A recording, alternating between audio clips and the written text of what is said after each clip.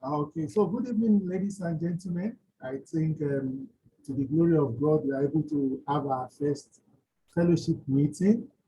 We give God the glory. Thank God for the number of people who have joined the fellowship on WhatsApp group, and to God be the glory once again. We identified a book speaking about scriptures and human resource management, and we feel that it will be a very good read. And we also think if we could meet maybe once a week to review one chapter, it will encourage accountability, and also the process of discussing it together. We'll be able to glean some insights as we rub mind, so that as HR and as Christians, we can fulfill our calling at the marketplace, and we can stay strong um, to get that. On a lighter note, my son also comments on the social group when somebody was saying that if somebody didn't want to be active or didn't want to participate, they should go to the fellowship. And I smiled. I smiled because by the time the fellowship kicks in fully, it's going to be the most engaging platform HR mentorship ever had. And as we speak today, we already have about 195 members, and there are just like 260 members on the main group. And we are opening up the fellowship even to non-HR mentorship members as long as they are HR professionals. And quite a number of people have joined, to the glory of God. Scripture says where two or three are gathered, that is there in our midst. To be honest, setting this up was not a long-term plan for me. In the last 2, 3 weeks, I just kept having a nudging to do it. I try to wave it. I try to wave it. You know, when we professionals just want to stay focused, that let's just focus. But I don't feel maybe this is the focus, and that was the key to be focused. All right. Thank you, everyone. And let me appreciate Grace Adebuke, my sister. She reached out to me almost immediately. You know, when other people, so to speak, connect with the vision, of course, it's God's vision. It's not any man's vision, but it gives you the impetus to move forward. I'll give 1 or 2 examples. When you know, Mary was, when Mary went to visit Elizabeth, there was a leap in the baby. So you just know when you are doing anything and you are alone, you know, you may need to be careful. But when you have 2, 3, 4, 5, when I placed a call that, oh, who would like to facilitate this session? And the last year also indicated, I was like, oh, at least we have somebody to start with. Father, we thank you and we are grateful. Thank you to the 6 of us. I think it's enough. I am excited. I am happy. Let me hand over to you. Thank you so much, my sister. All right. Thank you so much, Mr. Emi. Please confirm that you can hear me. Yes. So other people, if you can put on your video, we will like it. It makes it more yes. It's fellowship time. You should not be on this. Yes, so if we can all put on our videos, really, it's going to be great. Because it's a book review. I'm hoping that at least the 6 of us here, if not the 6 of us, or maybe 4 of us at least on the group, have read the group, and we can just have a conversation.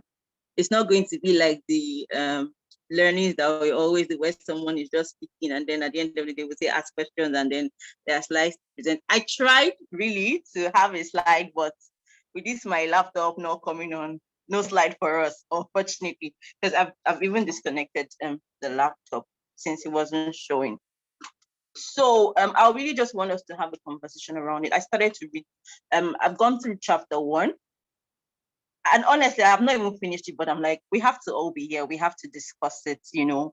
Let's start today. When we start, we can then go on. We'll do chapter 2. I think the book is like 12 chapters, and then we'll do on and on like that. So it's really going to be a conversation. So really, what jumps at you? What do you think are your takeaways from the book? You know, because again, the book is really, really extensive. Like I was reading and I was seeing big grammars, and I was seeing all the comparison of Christianity to other servant leadership to other religions and all. And it was just interesting to read about. You know, it's something that would even help you to say, let me go and find out what does this religion even really say. But let me just do a summary of what I got from the book, And for me, it is first we see chapter 1 really defining what servant leadership is. And I thought that was really profound, because again, it just tells us that HR for us is not just something that we should just do because I just have a job. I just go to work and I just come back. But there's a mission around it, right? And it really compares, what we do to the ministry of Christ, even when he was alive. And that's really what servant leadership is all about. So the very first line of the book says that human resource is one of the foundational windows of the heart, reflecting the individual and collective values of and business and beliefs of leaders, managers, employees regarding the theology of work. As in theology of work. When I read that, I'm like, hey, it was in the theology of work by, and its relationship to human nature. So for me, that tells me that as HR, I am a reflection of what's happening in the workplace. As in, I'm a reflection of the heart of my business.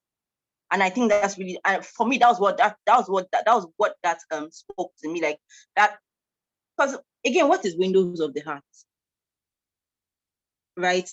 We know windows are things that through the windows we have air coming, ventilation, through the window you can actually see through to maybe the next compound or to another room, wherever the window divides, And it says that it's one of the foundational windows of the heart. We reflect the individual and collective values and beliefs of leaders. So what we do as HR is not just for us, we're a reflection of what the organization is. We're a reflection of what the belief of the organization is, regarding the belief of work, right? Regarding everything that has to do with work and its relationship to human nature. So that for me is, as an HR person, and I wish I could share this slide that even though I know I didn't finish it, but then I wish I could just so we have something that we're reading along with. But I know that we all have the book, and hopefully we've all read the book, And it says there's a question here that says, does HR system honor biblical principles through shaping the values and incentives to serve, work, and manage in a truly God-honoring, joyous, humble, and accountable fashion? Like, that's the question. And it's really for us to ask ourselves as HR people, that do we really honor the biblical principles of shaping values? Do we really serve? Do we work and lead and manage in a truly God-honoring and joyous, as in joyous is, are we even excited about the work that we're doing? Are we humble about it, or do we lord our positions over others? And are we accountable? And I think that's a question that we can really all ask ourselves, And it says, are we hearers and doers of the word? As stated in James 1-3, and James 1-3 says, for if anyone is a hearer of the word and not a doer, is like a man observing his natural face in the window, in a mirror. No, you can look at your face in the mirror and just observe it and then go. It does nothing to you. There's a portion of the scripture that says that that we can hear the word, and it's just going to be as though we have looked at our face in the mirror. It's not going to penetrate into our system, and that's not what it should be for us. We should embody what we do, beyond the surface. As HR people, like, it should be like a part of us. What we do should be us, like our own very essence. And it says, or do we forget the principle of servant leadership as modeled by Christ? Let me see if I can, but I want to see if I can reconnect to my laptop and try to share my screen so that I can speak from there. And for me, I just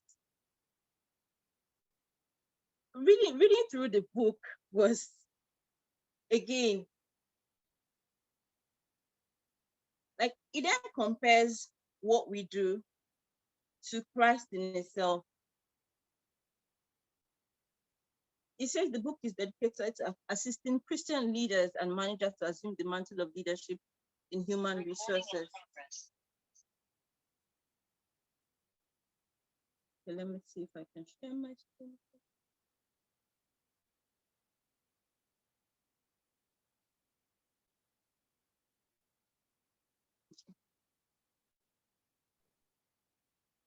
You can try full screen, please. Full screen, right? Yes. Thank you.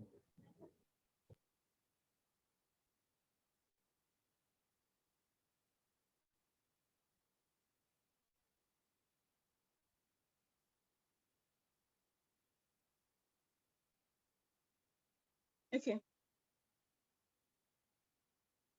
Yes, so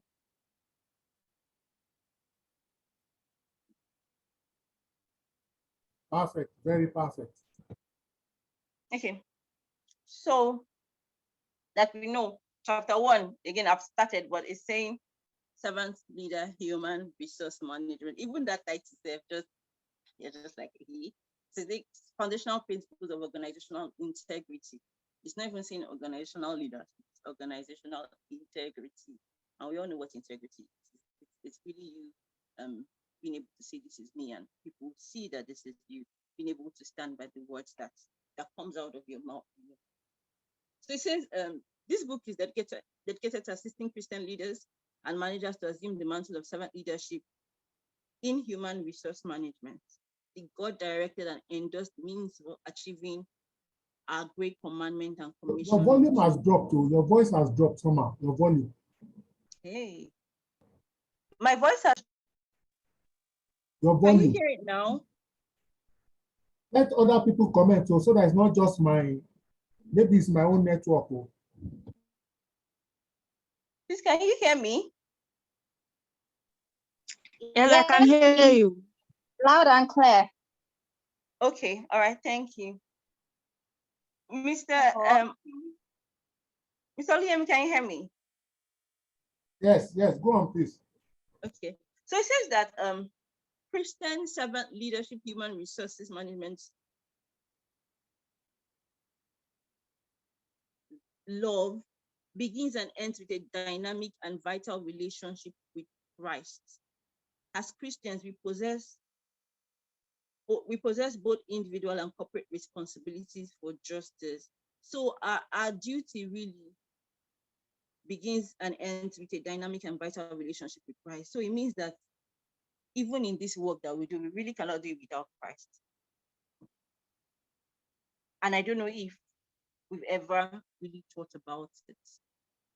Do we go in to do this work of our own accord, or do we do it as though Christ is with us through it? Or, because again, it says we possess both individual and corporate responsibility for justice. And again, if we're those who want to see justice done and served in the organization, we know that it's really not by our power, right?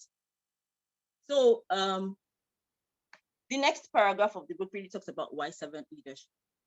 So I just did some extractions.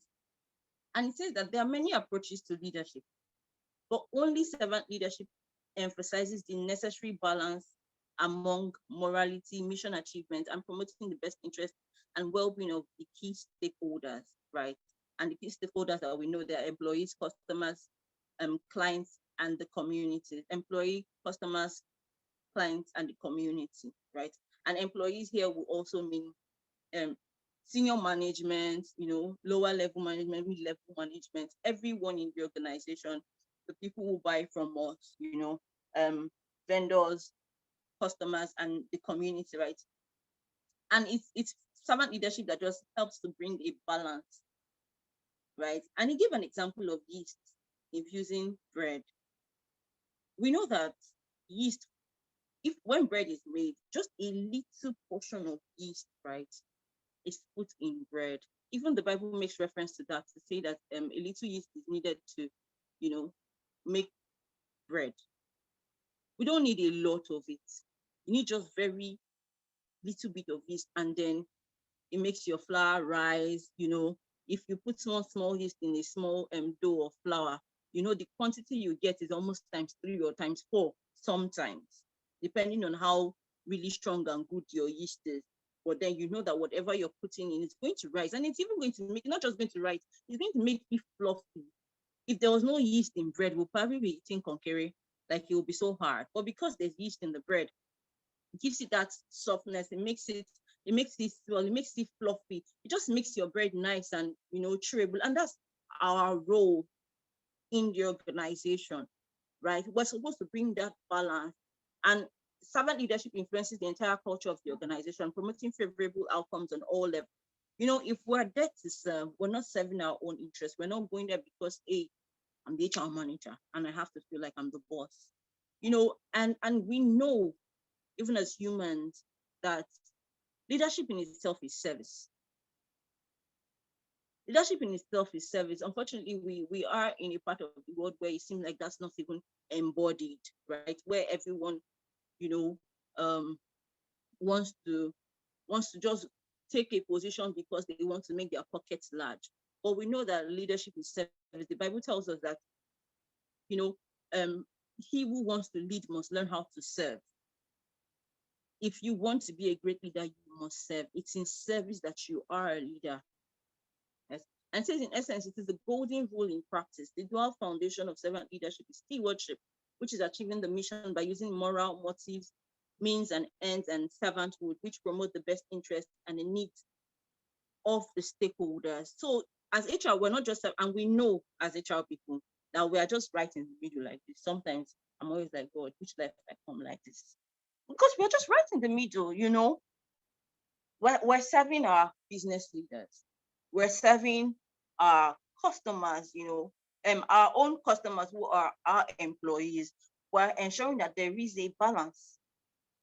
Like there's a balance. It says servant leadership manifests both religious and secular roots. It is a foundational leadership principle of Christianity as exemplified in the Old and New Testament. And if we really look at the Old and New Testaments, right? If we look at the ministry of Christ, if we look at a lot of all these fathers of old, the Elijahs, the Elishas, Moses, it was not about themselves. God didn't call Moses for himself. Moses was there to serve. Everybody they were all in those positions to be servants to the people. And yes, we would see, and I know that yes, in this world of ours, there's now that, upside downness, let me put it that way, of meanings where we feel like when you're a servant, you're suffering. But that's really not what it is, because it means that you're bringing yourself low. You are there for everybody. And we know that yes, you cannot please everybody, keeping that in mind, but it means that you're going to do everything within your power to make sure that there is a balance. You're going to ensure that no people are not being cheated. You're going to ensure that employees give their best. And you are also going to ensure that leaders, senior stakeholders, management treat the employees right.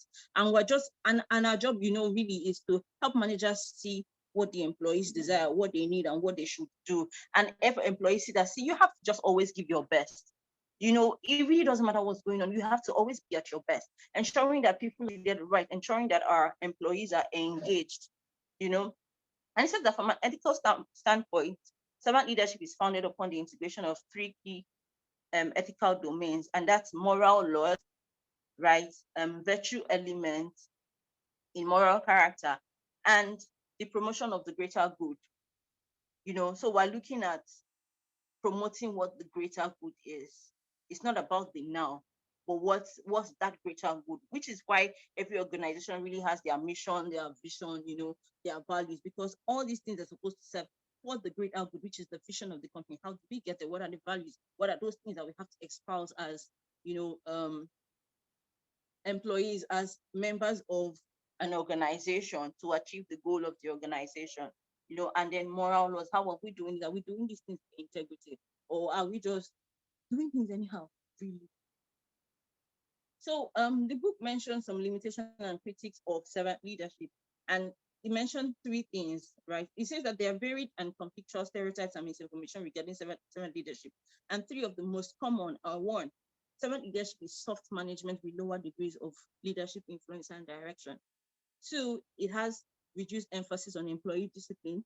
And three, the servant leaders possess a matter complex.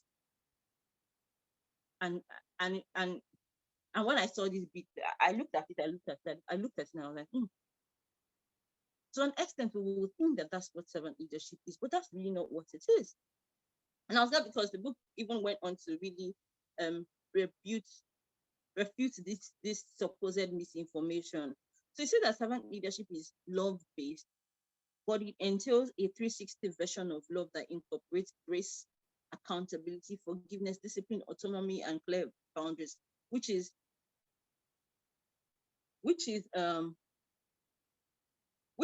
an opposite side of the part that says that servant leadership is soft management and lower degrees of leadership influence and direction, But what it's saying is servant leadership is based on love. That you love somebody. You know how, again, we are Christians, and we know that our Christianity is really based on the fact that because God loves us, He disciplines us. I think that there's a portion of the Bible that says that he that is called, he that He loves, I can't remember what it, but if I'm going to paraphrase, it means that because God loves us, He disciplines us.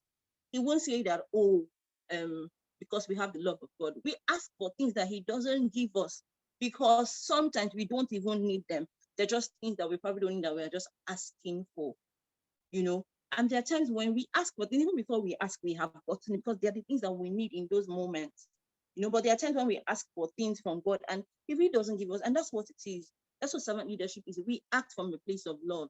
Because we love, we would ensure discipline. Because we love, we will ensure accountability. Because we love, we will set clear boundaries. Let people not mistake things for anything. Let there be boundaries. Let people know that this is what your JD, this is what you're supposed to do. And even when we're going to ask people to do extra, we're not going to just load it over them and say, oh, you're supposed to do this and move on.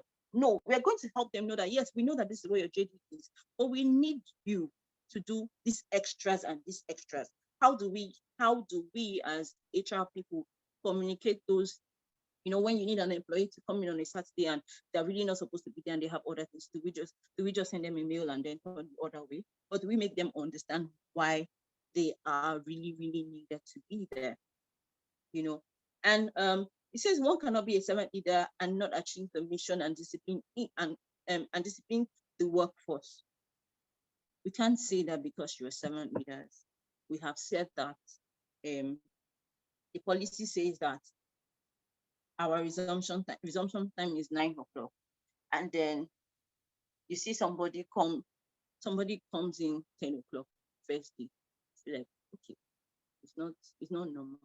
Second day, you have to say something to the person, speak to the person about something that you have to give a query. But you can't say that because you love this person and I'm a servant leader and I have to show love, and I won't follow the policy. What does the organizational policy even say? Are we following that policy, or are we just choosing to not bother and just bring an anyowness, attitude to the workplace? It says servant leaders facilitate the meeting of true employee needs, but do not cater to their desires and wants that are contrary to their well-being and mission integrity. And that for me is, even though, so I'll go back to us asking things of God.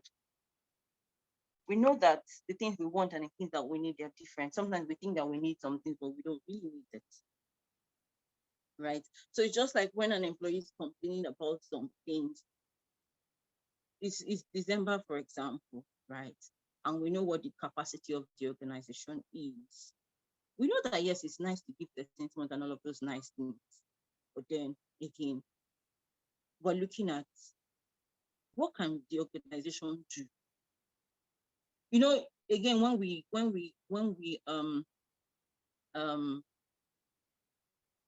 what's the word now? When we want to bring up different policies, we see what other organizations are doing. We know what is nice, but then we're like, what does our business need at this time?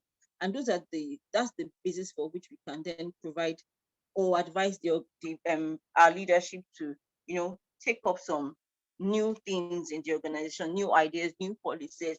We're looking at what exactly do we need in this time and what would work for where we are as an organization. It's not just going to be because company A is doing it, then we should, adopt it. No, it is a function of what do we need at this time? What can we afford? What do our people need? How would we really achieve the goal of the organization? What should we do to help us achieve that goal? And those are the things that we are looking at. We're not just going to say, oh, it's just because workers say we want to work 5 times, we want to work from home 5 times a week. And we know that we are in an organization where we can't even afford to do work from home 5 times a week, but we feel because some other companies are doing it, we should do it. We know that that's not right. It's a desire, right? But then, would it work for our organization in that moment? If it wouldn't, we would definitely not put it forward, And since finally, servant leaders are not martyrs, they actively promote self-care and work-life harmony and balance in the pages. And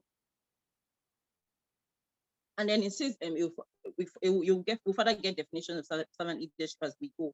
But then we're not martyrs. We're not there to give our life for the business or for the organization.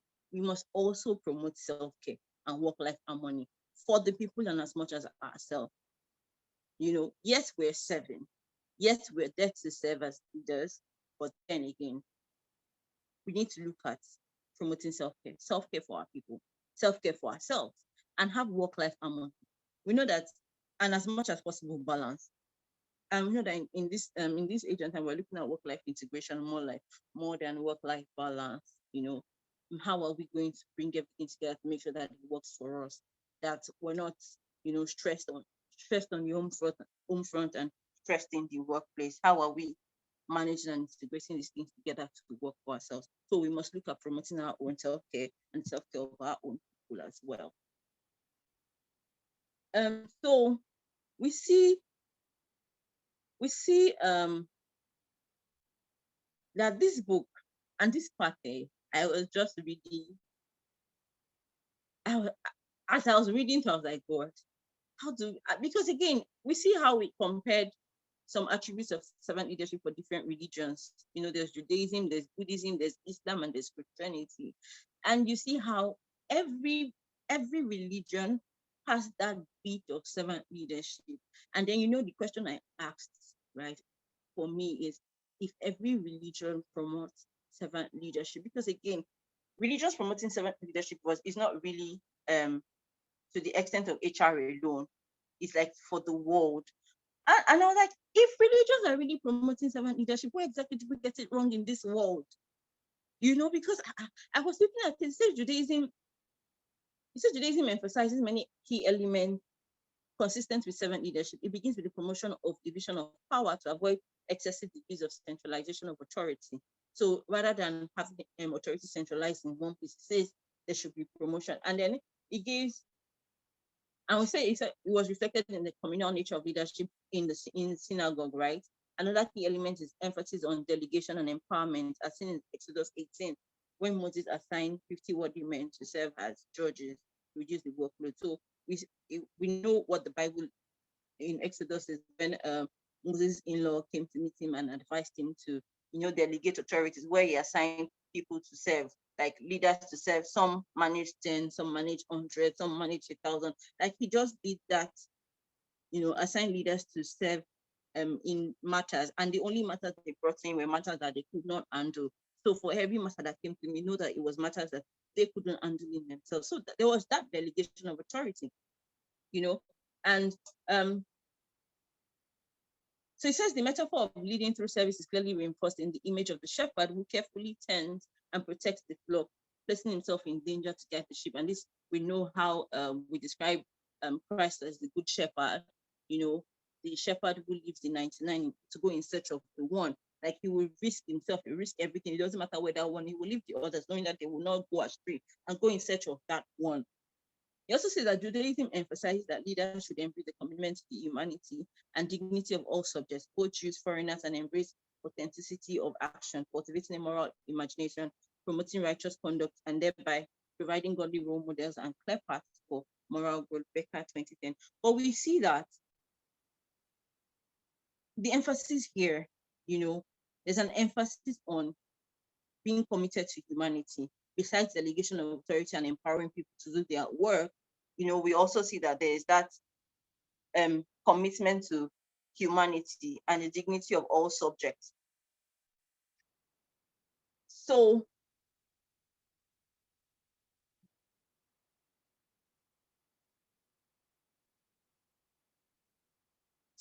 we see Christianity, we're all Christians, right?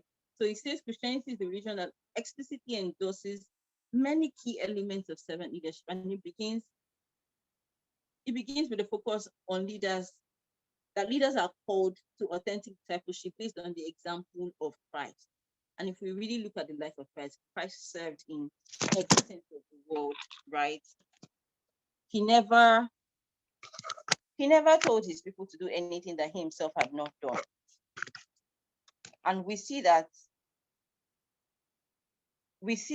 Christ is like the perfect example of service.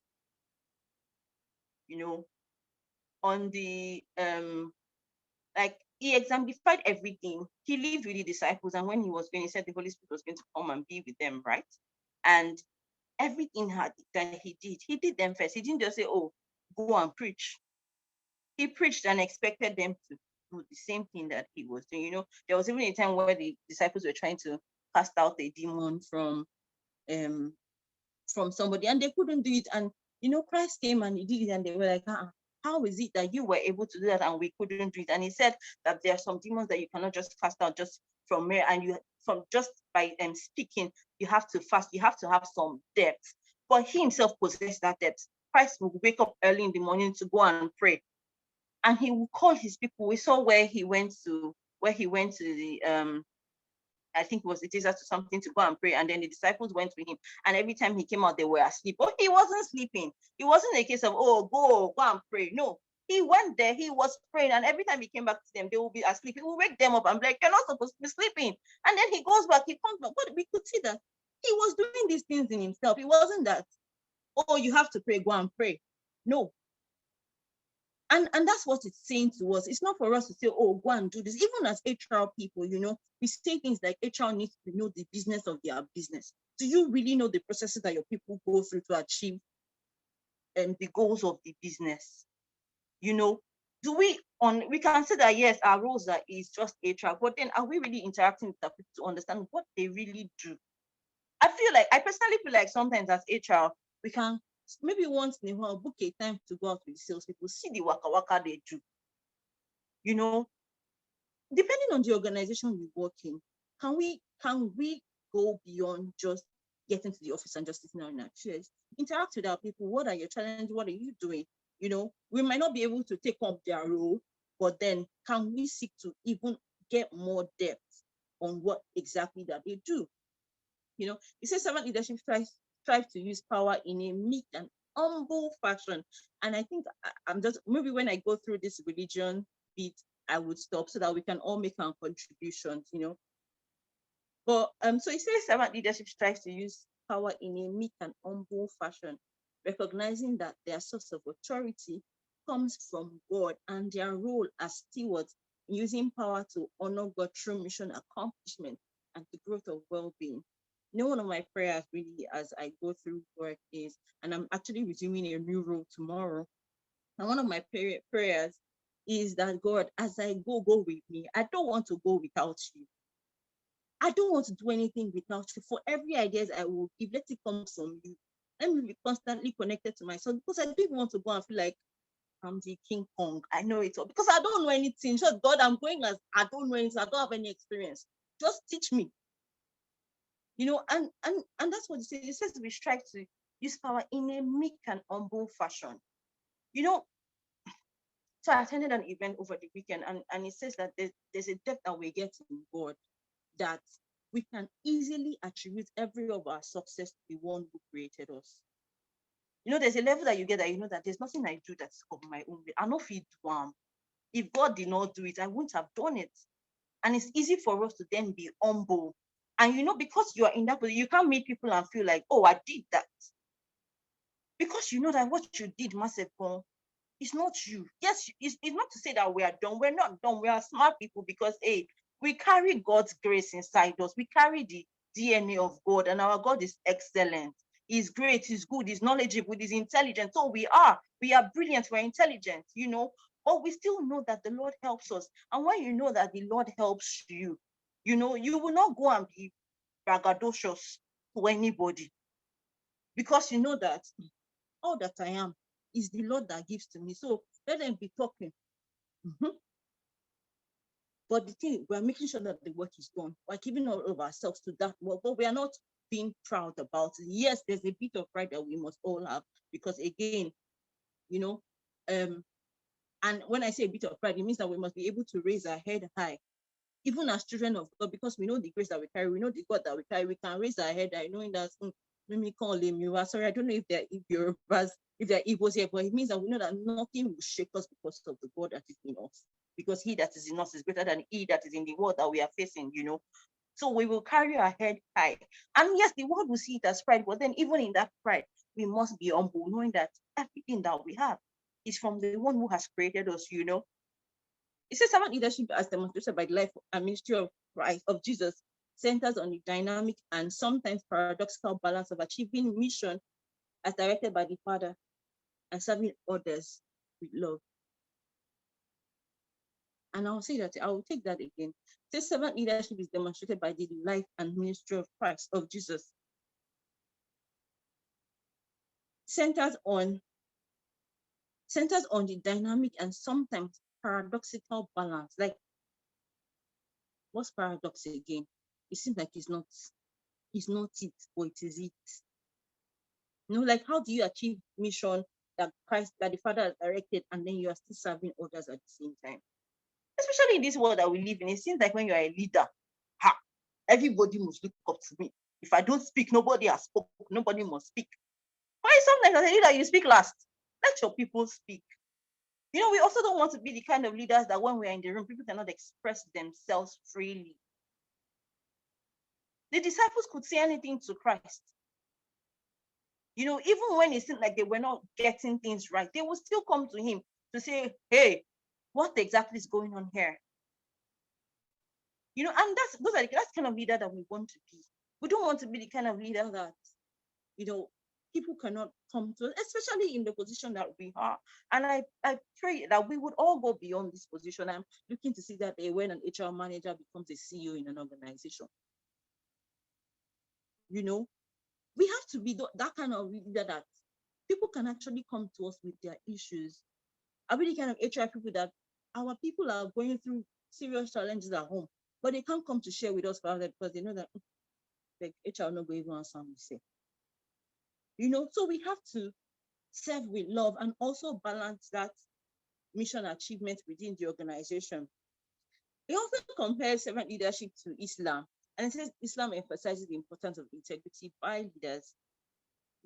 This an example is that its teachings of Islam claims a harmony between the life of Muhammad and the teachings of the Quran on the foundational importance of virtuous character attributes and being an authentic adherent, as given by Krieger and Seng, 2005.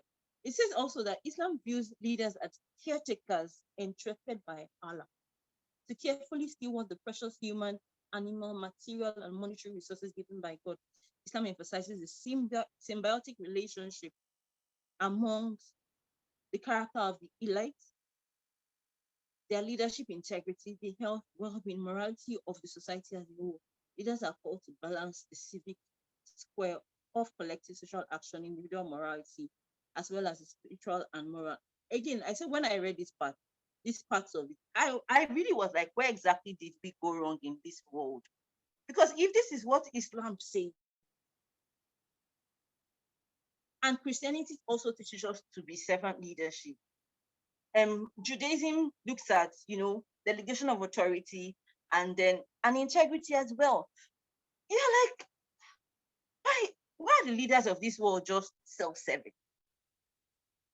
Because if we are religious, which it seems like, especially in this even our country, it seems like we have a lot of religious wahala.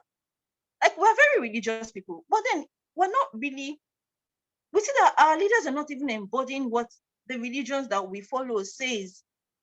You know, there's also this attribute to Buddhism, even though I know we're not Buddhist in this part of the world, but then it says that, and I'm just going to touch on it, says Buddhism focuses on mindfulness, is similar to servant leadership, and it emphasizes empathy, living in the moment through active listening, thereby resulting in more authentic, relationship. We know what active listening is, we know what empathy is, we know what living in the moment is. You're just not living for the future. You're living for now. You're empathizing with people, you're putting yourself in other people's shoes. You're listening actively, and it helps us to build authentic relationships. So and I'll just speak about this, and then I'll stop so that everybody can also share their own, because again, I'm supposed to facilitate, I'm not supposed to teach.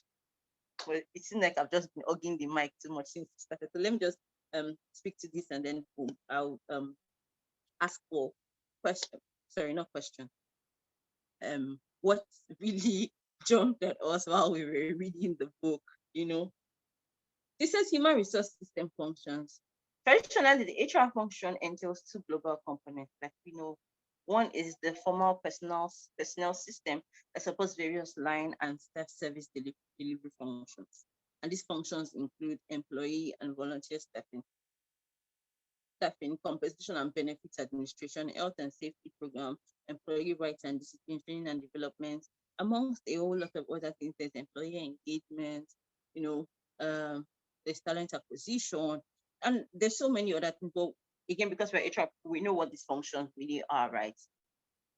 It says the second and more important aspect of HR relates to the direct day-to-day management of the service delivery system, including individual, group, organizational performance management, and all of their set functions to lead, manage, and motivate, engage, and productive employees. And we know that this is where the strategic bit comes into it, because again, even though we have the operational bit, we're also looking at how do we ensure that our people are continually engaged, how are we managing the performance of the people as it speaks to the performance of the organization, because the essence of managing individual performance is so that it can contribute to the entire, a greater organizational and optimal organizational performance, And so the success of any organization is largely dependent on the conformance of the organization's culture and practice to servant leadership. The servant leadership human resource management principles regarding the quality of employee selection and training, the provision of adequate infrastructure, equipment and supplies, and ethical and effective supervision. A high level of employee motivation requires the creation of a workplace that meets the employee's physical and spiritual needs, which means that we have to be spiritual people. Because how do you help to meet the spiritual needs of people if we're not even spiritual in ourselves, in conjunction with an appropriate mix of incentives? So we're looking at how to meet the employees as well as the organization's, needs, right? The employees' physical needs and the employees' spiritual needs in conjunction with the appropriate mix of incentives. Workers who exert the required level of effort in the accomplishment of individual and organizational goals and work outside of their job description when needed to help other employees and clients are indicators of a healthy HR management system. And I love this part, because if your people are willing to go above and beyond without coercing them, in this era where we're talking about Gen Zs, we're talking about millennials and their attitude in the workplace. But we see even Gen Zs and millennials, they don't really mind doing extra work. It's a function of how we relate with them. How do we put these things to them? Do we make them feel important, or do we make them feel like, I beg, just do the work and get out of the way?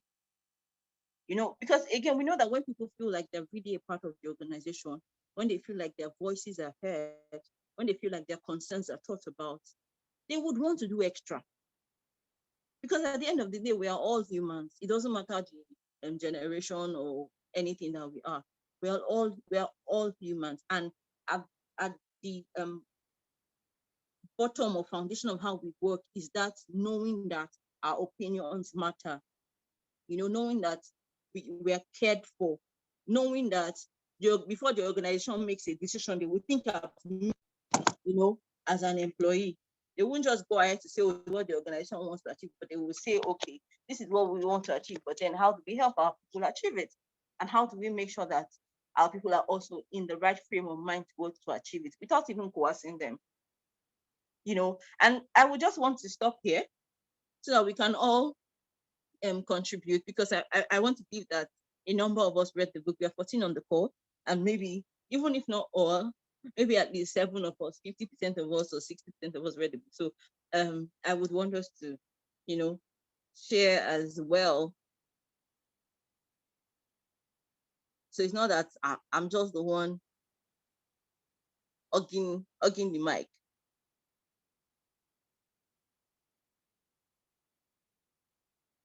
So, do we want to share?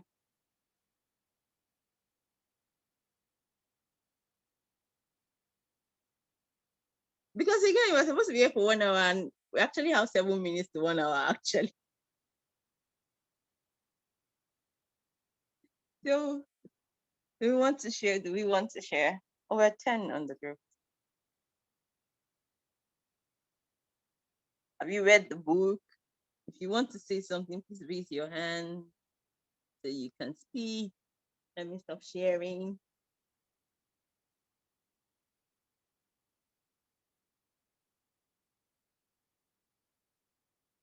All right, Okoyemi. Okay, so thank you so much so far, Shil, and thank you to our facilitator or the person that organized it. Okay, so I've been able to read through, although I haven't finished, but so far what I've learned is that it's just replicating what is expected of us. Apart from, all these things we hear, that we have been taught in the church over and over again, all these attitudes, how you should behave. Now, as a servant leader, you're expected to mirror what you expect from people, what you expect from the society, or what you expect from what the authority, what the constituted authority expect from you. What's the organization, the culture of the organization? You can't say you want people to work in a particular way, dress in a particular way, act in a certain way, and you yourself, you are not putting yourself in their shoes. You are not acting it. If you can remember when Jesus Christ at the supper, the Last Supper, when he was now washing their feet, it was the one. What ordinarily as a leader, you're expected to be a big man, calling the shots, sitting down, directing people, but rather he has put himself in the shoes. He would act by example. And that's what this book is telling us, that we should act what we say, what we expect for people. Mirror it, do it. Even I was able to relate it. I was going beyond even that, when you see some people, some HR, I'm not like generally, some people, even whether HR or not, they all the information. Whatever you are doing, you don't want to share the information. You just want to be only you. I've been afraid of being, replaced. Nobody's replaceable. I mean, everybody is replaceable. Nobody's irreplaceable. That's the word. Yes. It's what you always bring on board that makes people value you, that makes you relevant. You cannot continue, you have to be consistent. You have to continue to improve yourself, continue to add value for you yourself to continue to be relevant. And that's why a lot of people, you see, they feel like if they bring themselves down, people would march on them. But no, even Jesus Christ told us we should be meek. Fine, there's limit to it. When people want to abuse it, you should be able to put a stop and be assertive. That's where it comes in. And even, while reading the book, I can't really quote verbatim what was said, but, it talks about you need wisdom. Wisdom, Jesus Christ, you need whatever you want to do, especially our role, because it's sensitive. You're dealing with people. No matter how knowledgeable you are, if you don't have human relations, you don't have interpersonal relationship, it will affect you. I've worked with different generations, the 50s, the 60s, the 20s. I've seen that, well, especially before I got to my current job, my job now, and I worked with some tech people, the way their attitude, if you don't have patience, you'll be provoked, like, what kind of insult? But when Jesus Christ, even as servant leaders, you have to understand the weakness of people, and it is in that weakness you can build them up. If you are looking at, you want to judge people in every situation, As a servant leader, you shouldn't judge. You're in a situation to look at things and how to bring the best out of people. So he has a lot of things. I just keep saying, I just want people to contribute. So like, I just don't keep saying, talk, like, let's just keep it short. So let people to contribute. Thank you so much. I've learned so much anyways. Thank you. Thank you so much, Ope. Thank you so much. And that the analogy you gave of Christ washing the feet of disciples, and I think that's so profound, because really the feet is like the dirtiest. You know, if you have gone and come back, especially if you're not even a shoe wearer, you're like a slippers wearer, when you have walked the street, imagine the day you go to market. You now walk and do walk, come back. And then it's the feet that Christ is washing. He's not washing the hand. You know that you still wash people's hand. You're just going to pour water, they will do the work by themselves.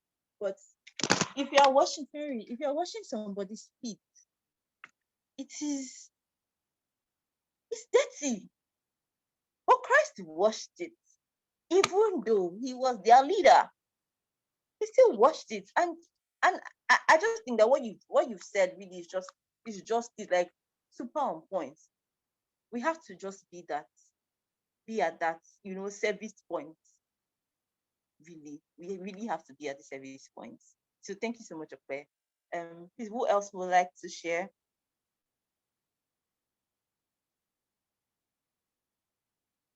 Or at this point, can I hand it back over to you, Mr. Liam?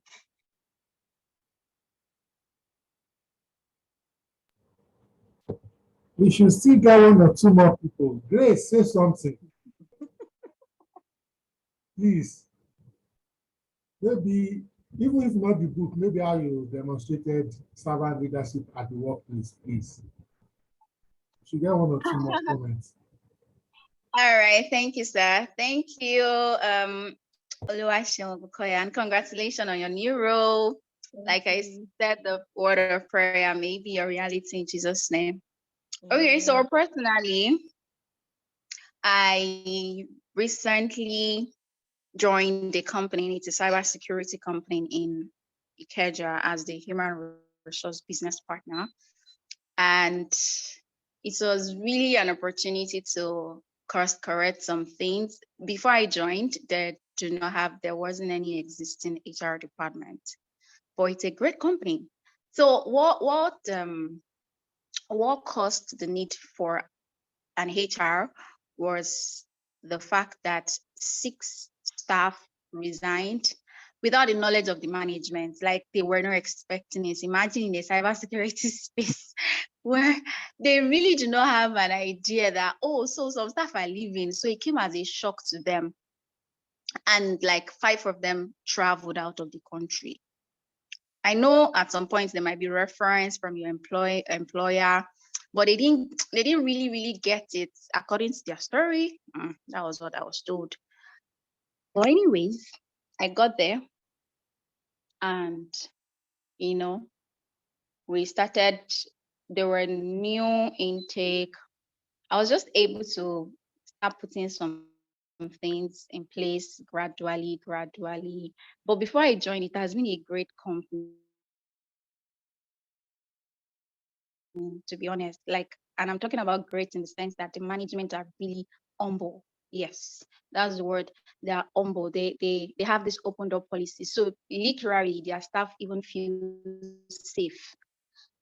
But yet 5 of them left outside the country. So we can't predict what will happen in that kind of situation. But yeah, it's been good. I'm gradually, putting into practice some of the learnings I've learned from platform like this. Thanks to Mr. Adeosho for all the knowledge you've been sharing. So yeah, it's been interesting, and they really feel the need to talk. Sometimes some of this stuff. I was surprised when I heard, you are my guy from one of the tech guy. I feel, inside of me, that's nice. I like the fact that you can realize that I'm your buddy. So he was just telling me things. He wrote a cybersecurity exam. He failed. So I was just able to advise and, lighten him up for him to keep at it. So they really, I see the need for that human interaction. So part of the policy again, okay, so like I said, they didn't have any human resource department. So they literally come to the office Monday to Friday, 8 to 5 p.m. So part of the things, when I joined, the first assignment I did was to do an HR audit. Then I get to hear all of them, what are their concerns. And yeah, they were open, they were honest, and literally what they were saying is that they really see no need for them to come physically to the office and still stay on their laptop like all the hours. They could do this thing elsewhere. So they were really requesting for days off the office, and which it sounds okay. So those are part of the things I tabled to the management, and they said, yeah, they've done something like that before, but people abused it. So at least let them prove themselves for the remaining part of the year before we implement it again. So at least yes, they approved that, and we are it has been sorted already. So by January, the staff will be on rotation. Not really rotation, like basically all of us will be in the office 3 days in the office, then 2 days work remotely. So those are the things I was able to help the organization. At the same time, still instill the discipline in the staff that yes, you're here to work. You're here to work, but that the avenue to make them feel like you're heard and you're appreciated is there, and it's working. So yeah, that's just my story. That's part of our story. Thank you. Okay, thank you so much. I'll share one experience.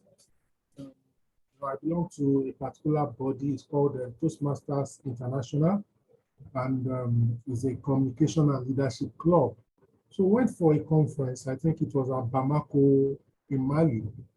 All the delegates came from 16 West African countries, and then some other people from outside of West Africa, including US and UK and South Africa. And one thing that was funny, we had, so we did a dinner at the end of the program. I hope you can still hear me. We did a dinner and we were like 550 or thereabouts at the dinner. Very large auditorium, like a gala night, that kind of a thing. Now, when food was ready to be served, they now said the high table, which is where the international global president of Toastmasters was, and all the senior officials of Toastmasters in Africa and locally in West Africa were seated. It said, which is customary to us here in Africa, Nigeria, that the high table should go and take their food first. Then the international president said, no, as leaders, we are going to take our food last. In other words, 524 people will eat before us. And I'm trying to bring out this concept of servant leadership as I experienced it through somebody in contemporary times. Now, the food was supposed to be a buffet. Immediately, that president said that it became a managed buffet. I don't know if you understand what I mean. Buffet, you go there, take whatever you want. But it now dawned on them that if they leave it open-ended as buffet, by the time it will get to the president, maybe half of the options will no longer be available. You know the way some of us are. The first set of people will get everything and take a lot of everything. As more and more people are coming, the options will now start to dwindle. By the time it gets to the later parts, they will just barely get anything. They now managed it, and everybody got food. They now even opened it up later that if you want more. But what did he do? He could have gone first. He would have been very satisfied, while maybe 10 or 15% of the people may not have gotten anything. So servant leadership, okay, is out of love. You are looking out for the least person, so to speak, or the last person, or the youngest person, or the most feeble. So as I close today's conversation, I think it's a call to love. I know again, employees, because they are people, they may want to take advantage of us. But I like the fact that when Sister She was sharing with us the 3 myths around servant leadership, one of them was that, oh, we'll be weak just because maybe we are showing mercy excessively, we won't be fair. But that myth was debunked. Okay, because there is accountability, which means we will still get to do the right thing in love. We are not going to tolerate indiscipline or anything that is outside of policy. But at the same time, we will show empathy. We will provide a listening ear. Okay? We will attach dignity to human beings. You can correct people, you can provide information without being rude, without being derogatory. Somebody said, and I think I believe, that Christians should easily demonstrate integrity. Christians should easily demonstrate empathy because we have the Holy Spirit, because we have Christ, because we ourselves are here as a result of mercy that we have received. I'd like to thank the over, at some point, 13 to 15 people that joined tonight's call. For me, this is massive and impressive. The most important thing is that we have started. Okay. So we will agree next week, it may be Saturday night, when we will have a review session of chapter 2. Please, let us continue to read this book. Let me ask, should we upload this on YouTube? What do you think, Sharon? I don't know. Okay, that's a good answer. All right. Thank you so much, everyone. Let's keep reading. Let's keep sharing. Hopefully, Sharon will be available to shepherd us next week, Saturday. And let's come ready to also share and contribute. Thank you so much. Congratulations, Sharon. I'm so happy Thank you for so you. much, sir. Thank you so much, everyone. Bye. Bye. Thank you. Have a great Bye. day in the office tomorrow. Yeah, thank you. You too.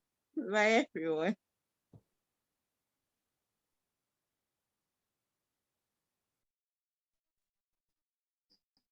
Thank you. Thank you, everyone. Hold on. Oh, somebody has a prayer point. Oh, if you have not disappeared. Oh, yeah, share prayer point. Oh, brother Sheyi.